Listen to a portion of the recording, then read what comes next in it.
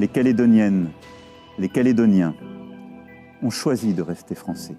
Non à l'indépendance. Tel a été le résultat du troisième et dernier référendum sur l'autodétermination de la Nouvelle-Calédonie du 12 décembre 2021. La France est le seul pays de l'Union européenne à compter des territoires ultramarins à la fois dans l'océan Indien et dans l'océan Pacifique. Ces territoires qui donnent à la France une souveraineté territoriale dans cette région du monde sont les collectivités de Nouvelle-Calédonie et de Polynésie française, les départements de la Réunion et de Mayotte, le territoire de Wallis et Futuna, ainsi que les terres australes et antarctiques françaises. Nous pouvons également citer ici l'île Clipperton.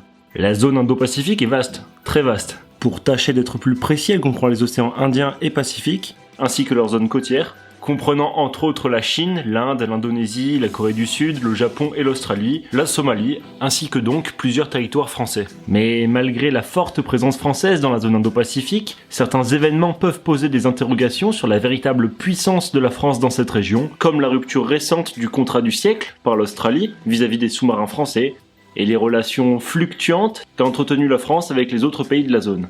Ainsi, et c'est le titre de cette vidéo, la France est-elle une puissance indo-pacifique? Bonjour et bienvenue à la chronique géopolitique de l'Institut EGA. Aujourd'hui, j'aurai le plaisir de vous donner des éléments de réponse face à cette interrogation. Pour réaliser cette vidéo, j'ai mobilisé un grand nombre de recherches, de rapports et de travaux, ainsi que l'aide de nos responsables du département Asie du Sud, Pacifique et Océanie. Je mettrai bien sûr tous les liens et crédits en description. Et vous y trouverez aussi le lien de notre atlas et de nos formations qui traitent de sujets connexes si vous voulez approfondir différents points de cette vidéo. Et je vous souhaite bien sûr un très bon visionnage.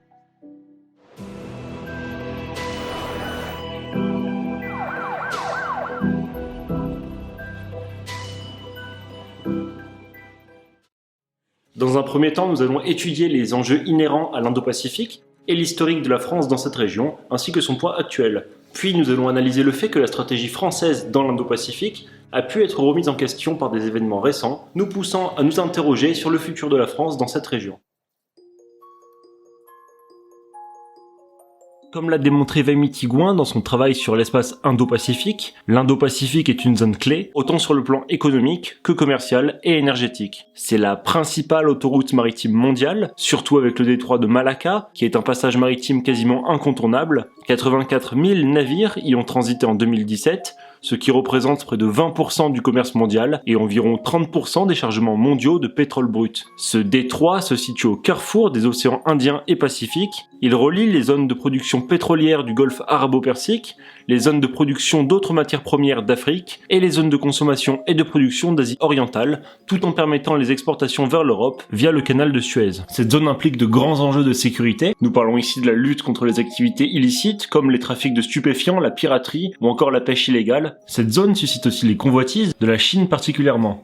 En dehors du détroit de Malacca, les détroits de Bab el-Mandeb et d'Ormuz sont également des zones clés. Le détroit de Bab el-Mandeb relie la mer Rouge au golfe d'Aden. Il fait partie des 5 points de passage maritime les plus importants au monde en matière de transport de pétrole. En 2013, ce détroit a vu passer environ 3,8 millions de barils de pétrole chaque jour. De plus, son éventuelle fermeture obligerait les navires à contourner l'Afrique afin d'atteindre l'Asie, même si une route par l'Antarctique demeure une éventualité potentielle dans le futur.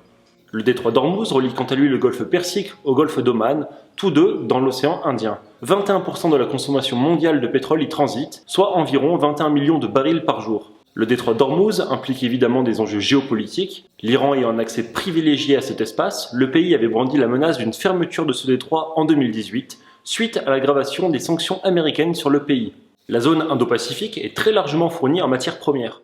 Rien qu'en mer de Chine orientale, dans l'océan Pacifique, l'Energy Information Administration des États-Unis estime que les réserves en hydrocarbures s'élèveraient à près de 200 millions de barils de pétrole. C'est important d'analyser cet enjeu des matières premières, car il est l'une des clés permettant de comprendre l'Indo-Pacifique. À titre d'exemple, le fait que la Nouvelle-Calédonie reste sous le giron français, suite au référendum du 12 décembre 2021, permet à la France de conserver les ressources présentes dans l'archipel. Nous parlons ici du fait que la Nouvelle-Calédonie possède près de 10% des réserves mondiales de nickel, et en est le 4e producteur mondial, participant ainsi à la puissance de la France. Pour finir sur les enjeux de la zone Indo-Pacifique, il faut rappeler que cette région regroupe 60% de la population mondiale et génère aujourd'hui près de 40% de la richesse globale. Selon les prévisions du FMI, cette région pourrait représenter plus de 50% du PIB mondial en 2040. La présence de la France dans l'Indo-Pacifique date de l'époque coloniale. Dans la seconde moitié du XVIIe siècle et la première moitié du XVIIIe, L'océan Indien a été l'un des principaux théâtres de la rivalité franco-britannique. 1642, la France s'est appropriée l'île de la Réunion. Pour l'anecdote, elle a d'ailleurs été renommée l'île Bourbon pour un temps. C'est en 1663 que les Français s'y sont définitivement installés, et l'île est devenue une colonie française à part entière. 1841, l'île de Mayotte a été vendue à la France par le sultan local. Oui, elle a bien été achetée. Si l'on s'intéresse à l'océan Pacifique, la marine française y a entrepris des dizaines de voyages dans la première moitié du 19e siècle. Le but était d'étendre sa domination et aussi de retrouver son prestige perdu après les défaites des guerres napoléoniennes. 1842, la France a pris possession des îles des Marquises et de Tahiti, en Polynésie, de par la signature d'un protectorat. Cet événement marque véritablement, dès 1842, le début de la colonisation française en Polynésie. 1853, la France a pris le pouvoir en Nouvelle-Calédonie, et en 1887, un accord de protectorat a été signé entre Wallis et Futuna et la France, ce territoire devenant de facto français. Il faut également parler de l'Indochine française, qui est un territoire de l'ancien empire colonial français, fondé en 1887, et qui regroupait notamment 3 pays d'Asie du Sud-Est, qui sont aujourd'hui indépendants, le Laos, le Cambodge et le Vietnam. L'Indochine française a disparu en 1954. La France a longtemps eu des rapports mitigés avec les autres acteurs de l'Indo-Pacifique. Ces tensions résultent principalement des essais nucléaires qui ont été réalisés par la France dans l'océan Pacifique de 1966 à 1996. Nous parlons ici de près de 200 essais nucléaires qui auraient été effectués par la France pendant 30 ans. Ils ont d'ailleurs eu de graves conséquences, visibles encore aujourd'hui. Ils auraient touché plus de 110 000 habitants et auraient entraîné un taux anormal de cancer de la thyroïde dans la population. 5 août 1971, le Forum des îles du Pacifique a été créé afin de réunir les principaux pays de la région. L'un des buts était bien d'ostraciser le pays, le forum ayant été créé sur une logique d'opposition des pays de la zone face aux essais nucléaires français. 1985, l'affaire du Rainbow Warrior est venue encore détériorer un peu plus les relations entre la France et la Nouvelle-Zélande. Mais en 2003, Jacques Chirac a créé les sommets France-Océanie dans le but de poursuivre la reprise des bonnes relations entre la France et les pays de la zone. Ces rendez-vous triennaux entre la République française, les collectivités françaises du Pacifique et les gouvernements océaniens ont, entre autres, permis à la France de retrouver des rapports amicaux dans cette zone. Progressivement, la présence française dans le Pacifique a évolué, passant d'une potentielle menace à un réel atout. La présence française a commencé à apparaître comme un facteur de stabilité dans la région. Sur le plan politico-militaire, la France participe au Shangri-La Dialogue, elle participe aussi à la réunion de ministres de la Défense du Pacifique Sud, au séminaire des chefs d'état-major des armées du Pacifique et à la réunion annuelle des chefs du renseignement militaire d'Asie-Pacifique. Si l'on se tourne vers l'océan Indien, il occupe lui aussi une place importante dans la stratégie française dans l'Indo-Pacifique. Alors ce n'est pas que moi qui le dis, c'est aussi Emmanuel Macron qui l'avait mis en avant lors de son déplacement à La Réunion en octobre 2019. La France fait partie de la Commission de l'océan Indien, qui est la seule organisation politique des îles du sud-ouest de l'océan Indien. La France exerce d'ailleurs la présidence de cette commission de mai 2021 à février 2022. La France fait aussi partie de l'Association des États riverains de l'océan Indien depuis le 17 décembre 2020, qui regroupe donc les États riverains de l'océan Indien, de l'Afrique du Sud à l'Australie. La France fait aussi partie de l'Indian Ocean Naval Symposium, dont la 16e édition s'est tenue du 28 juin au 1er juillet 2021, et cela a été l'occasion pour la France d'en prendre la présidence pour un mandat de 2 ans. Grâce à la stratégie de la France dans l'Indo-Pacifique, qui a été publiée par le ministère de l'Europe et des Affaires étrangères en juillet 2021, nous pouvons avoir plusieurs données précises sur la place actuelle de la France dans l'Indo-Pacifique. Alors, il comprend beaucoup de données et de chiffres, d'autant plus que je l'ai complété avec d'autres rapports, mais pas d'inquiétude, je vais tout vous résumer. Ces territoires que la France possède dans l'Indo-Pacifique représentent une population de 1,65 million d'habitants, et ils permettent notamment au pays de posséder la seconde zone économique exclusive mondiale, sa ZEE totale étant de 11,7 millions de km², dont 9 millions dans l'Indo-Pacifique. 200 000 expatriés français résideraient également dans les autres États de l'Indo-Pacifique. La France compte 25 ambassades dans la zone Indo-Pacifique.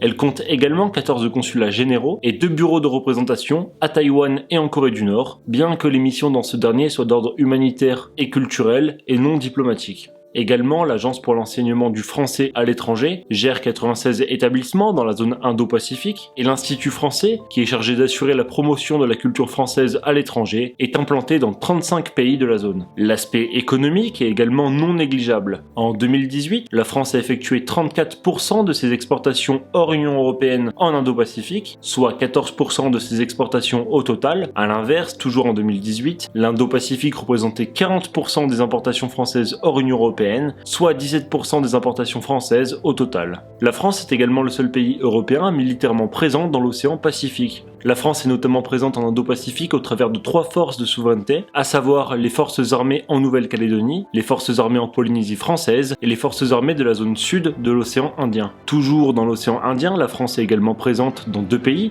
grâce aux forces françaises à Djibouti et également de par les forces françaises aux Émirats Arabes Unis. Au total, la France dispose de 7000 personnes déployées de façon permanente dans l'espace Indo-Pacifique, auxquelles s'ajoutent ponctuellement 700 marins en mission. Dans l'espace Indo-Pacifique, si nous grossissons le trait, il est possible de diviser les visions des différents pays en 2 grandes catégories. Nous avons d'un côté plusieurs pays qui partagent une vision libre et ouverte de l'espace Indo-Pacifique, sans opposition apparente à la Chine. Elle est partagée par, entre autres, la Nouvelle-Zélande et le Canada, mais elle est aussi privilégiée par l'Union européenne. Cette vision est également notamment partagée par l'Allemagne, les Pays-Bas et la France. À cette première vision vient s'opposer une seconde conception, qui est basée notamment sur une logique d'opposition à la Chine, vision adoptée par les États-Unis, le Royaume-Uni, l'Australie, le Japon et aussi l'Inde par exemple, bien qu'il y ait des nuances. Le Royaume-Uni demeure discret et le Japon reste trop dépendant de la Chine pour mener une politique aussi frontale que celle menée par les États-Unis par exemple. Dans sa vision libre et ouverte de l'espace Indo-Pacifique, l'une des priorités de la France est d'assurer la sécurité maritime dans cet espace, tout en privilégiant un dialogue pragmatique avec la Chine. Cela avait d'ailleurs été affirmé par Emmanuel Macron durant son discours à la conférence des ambassadeurs et ambassadrices en août 2018. La France promeut un ordre mondial fondé sur le droit international. En conséquence, elle milite pour une libre circulation en mer de Chine méridionale, mais aussi dans le détroit de Taïwan, bien que la Chine estime que c'est une mer intérieure à son territoire. À ce sujet, Pékin avait accusé en avril 2019 la France d'avoir franchi illégalement le détroit de Taïwan en pénétrant dans les eaux internationales chinoises, ce dont Paris s'était défendu. Le 19 juillet 2021, à l'occasion du 5e sommet France-Océanie, Emmanuel Macron s'était également engagé à renforcer la coopération entre la France et les pays d'Océanie dans un objectif de sécurisation des eaux territoriales, principalement afin de lutter contre la pêche illégale. À cette fin, le président français avait annoncé la création d'un réseau de garde-côtes pour le Pacifique Sud. Dans ce contexte, il faut rappeler que la France possède aujourd'hui la première marine d'Europe, pour reprendre les mots prononcés par le chef d'état-major de la marine nationale.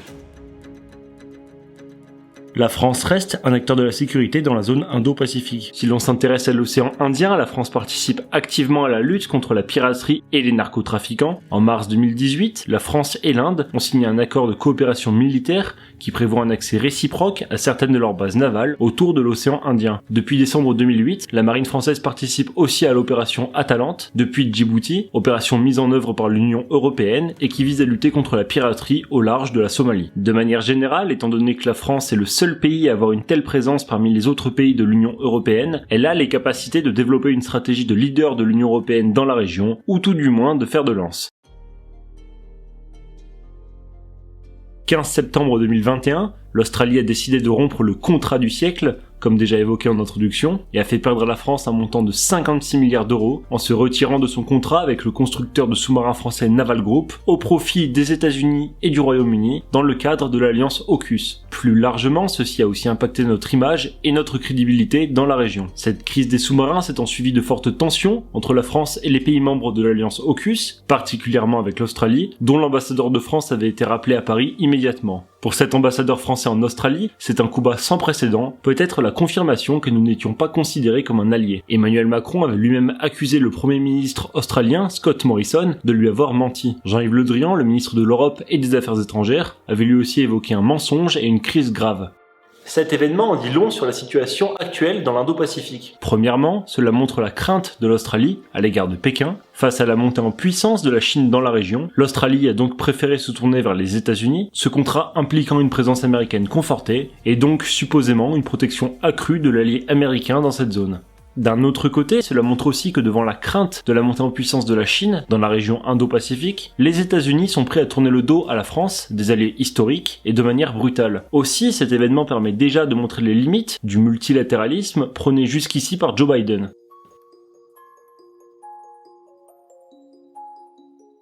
Pour l'instant, la situation demeure floue et l'avenir nous en dira davantage sur l'évolution des relations entre la France et l'Australie, mais si l'affaire des sous-marins est très dommageable pour la France, le pays reste très présent dans l'Indo-Pacifique, comme vu précédemment, et devrait y conserver son influence. Jean-Yves Le Drian avait déclaré qu'il va sans dire que la remise à plat de nos coopérations bilatérales n'aura pas d'impact sur notre détermination à rester pleinement engagés dans l'Indo-Pacifique.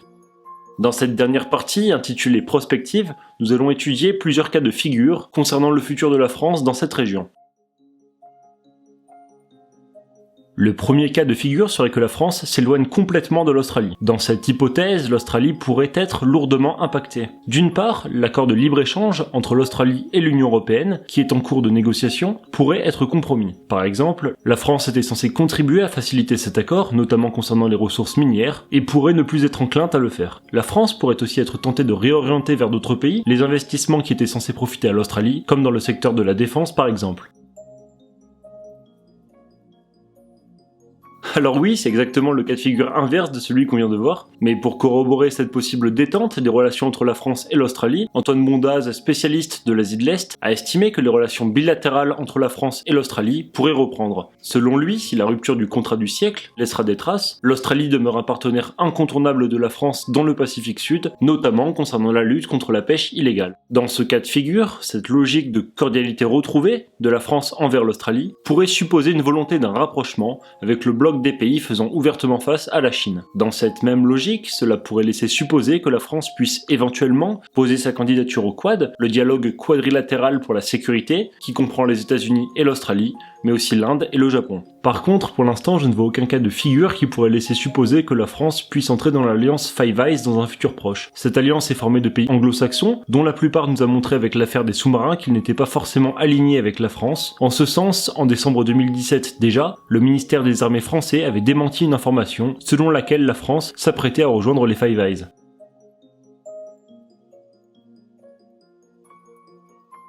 Quoi qu'il arrive, la France aurait intérêt à diversifier ses partenaires afin de ne pas être dépendant de seulement un ou de deux pays alliés. Ainsi, la France ne peut stratégiquement n'être proche que des États-Unis ou de l'Australie dans cette région. Elle pourrait donc, que ce soit dans une logique quad ou hors quad, se rapprocher de plusieurs pays. Delphine Alès, qui est chercheuse en sciences politiques, a estimé que cette situation pourrait être une opportunité pour la France de se tourner vers l'Inde. En mars 2018, Emmanuel Macron s'était déjà rendu en Inde afin de consolider le partenariat stratégique avec le pays, et récemment Jean-Yves Le Drian avait effectué une visite officielle en Inde, du 13 au 15 avril 2021, afin de renforcer les liens stratégiques entre la France et l'Inde. Concernant le Japon, les deux pays sont déjà proches, et il ne serait pas irréel que la France décide de s'en rapprocher davantage. Les deux pays entretiennent une relation bilatérale dense sur le domaine culturel, et d'un point de vue politique, Jean-Yves Le Drian s'était rendu au Japon du 26 au 29 janvier 2018, à l'occasion du dialogue politico-militaire 2+2, afin d'évoquer ensemble les grands enjeux internationaux. Également, du 11 au 16 mai 2021, la France a participé à des exercices militaires conjoints avec le Japon, en mer de Chine orientale, lors de l'exercice Arc 21. L'Indonésie voit dans AUKUS une représentation de ses inquiétudes dans la région et pourrait devenir un partenaire prioritaire de la France. Dans le sens d'un potentiel resserrement structurel des liens entre les deux pays, le 10 février 2022, l'Indonésie a signé avec la France un contrat d'achat de 6 Rafales, la commande totale prévoyant la livraison de 42 avions. Le spécialiste de l'Asie de l'Est, Antoine Bondaz, a également démontré que la Corée du Sud pouvait potentiellement devenir un partenaire privilégié de la France. Pour apporter du poids à cela, les données de la Chambre de commerce et d'industrie franco-coréenne démontrent que la diplomatie entre les deux pays est développée. Ainsi, entre 2010 et 2018, la France est le pays européen qui a envoyé le plus de délégations officielles en Corée du Sud, et vice-versa. De plus, l'année France-Corée a été célébrée en 2016 à l'occasion du 130e anniversaire des relations franco-coréennes. Cette même année, 500 événements ont été organisés entre la France et la Corée du Sud. Quoi qu'il arrive, la France a toujours un grand rôle à jouer dans la zone Indo-Pacifique en tant que la représentante de la puissance européenne. Ainsi, rien n'exclut que la France puisse à l'avenir se rapprocher d'autres pays de la région, tout en détendant sa relation avec l'Australie. Avant que cette vidéo ne se termine, je vous rappelle que notre atlas est disponible en commande, je vous mets le lien en description. Il traite de sujets géopolitiques connexes à ceux que nous étudierons dans ces vidéos, et je vous rappelle également que l'Institut EGA propose des formations très étendues, à destination des étudiants, des jeunes actifs et aussi des professionnels aguerris, en complément de vos cursus académiques, à suivre en présentiel ou en distanciel. Je vous remercie beaucoup d'avoir regardé cette vidéo, n'hésitez pas à mettre un like ou à la partager. Si vous avez des observations ou si vous voulez que je traite d'un autre sujet dans les prochaines vidéos, n'hésitez pas à me le dire dans les commentaires. Et je vous dis à bientôt pour la prochaine chronique géopolitique.